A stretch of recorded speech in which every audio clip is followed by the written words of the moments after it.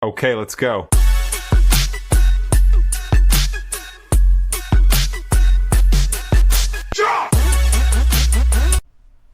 Hi y'all, I'm Redheaded Neighbor and welcome today to the channel, our little place here on the interwebs where music is king, and basically we just hang out and vibe together and enjoy some music.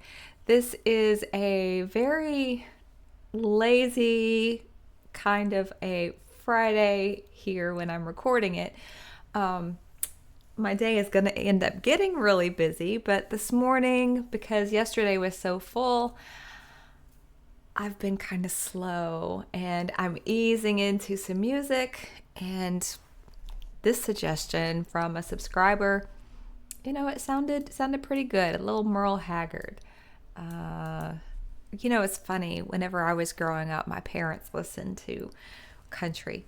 And so I heard a lot of Hee Haw, the Grand Ole Opry, of course their cassettes, 8 tracks, and the radio when we would be traveling. My dad was a pipeliner. So I listened to a lot of country, and I just hated it back then. I was like, oh, it's not cool. I didn't like it. There were a couple, like Kenny Rogers. He didn't count for me. Like, he was cool. But now, like, as I got older and I grew up and I actually gave it a chance, it's strange how much that I have enjoyed going back and listening to a lot of like the country western, like a lot of the bro country that's popular nowadays. To me, it doesn't have a whole lot of heart in it. The stories are all the same. They just use a lot of trigger words. It feels like, like we're going to have some beer on a dirt road in our truck, stuff that people make fun of. And there are elements of that's true, but it depends on who's talking about it, that if I believe it or not. You know what I mean? Because sometimes it just seems so cliche. Anyway, that's another discussion. But I doubt that's what Mr. Merle Haggard's going to be talking about right now.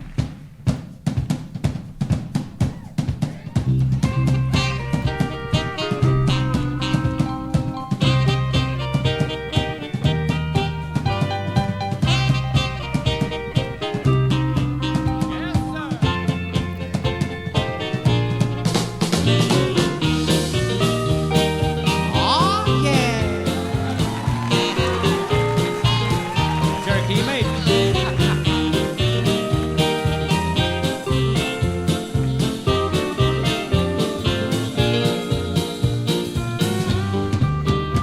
Yes. Norman Hamlet and his steel guitar.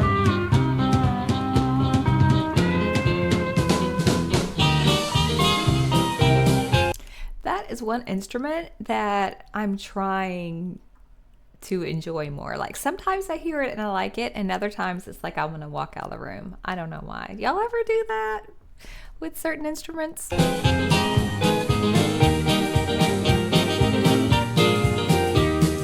One night when the moon was bright on a moonlit glade, that is where I found my little Cherokee maid. The memory of that night of love is lingering yet, and I know I never will forget my little Cherokee maiden. I love her so, and though we're far apart, I know I'll never be trading my love for her for anybody else's heart. Someday I'll make a trip back to that Cherokee strip, and I'll carry her away with me. And straight as an arrow flies, we'll ride to paradise. My sweet little chickadee, my little Cherokee maiden, and me right on. Yes, sir.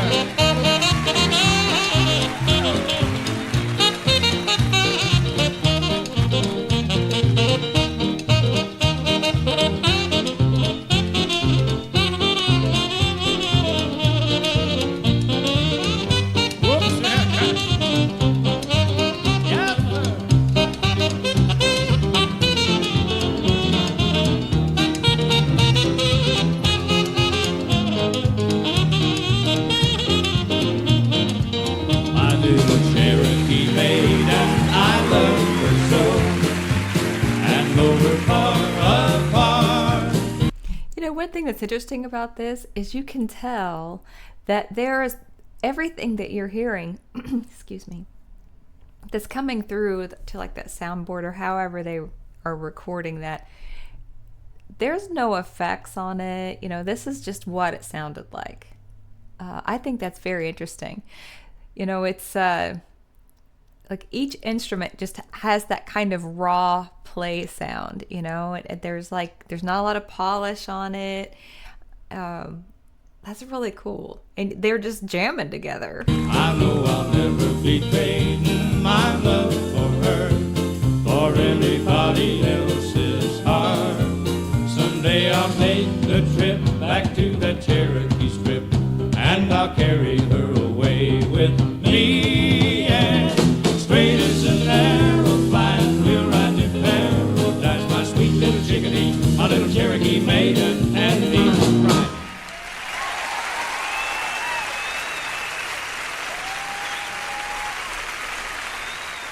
And so this was recorded at Austin City Limits. And that's another show that I remember watching a lot with my parents. Austin City Limits. It was back when I was a kid and it would be on. I would be so bored. I liked Hee Haw though because they had a lot of comedy and skits and stuff like that. But yeah. But one thing I never had to watch was Lawrence Welk. Did y'all have to watch Lawrence Welk? My parents weren't into big bands. I probably was more than they were.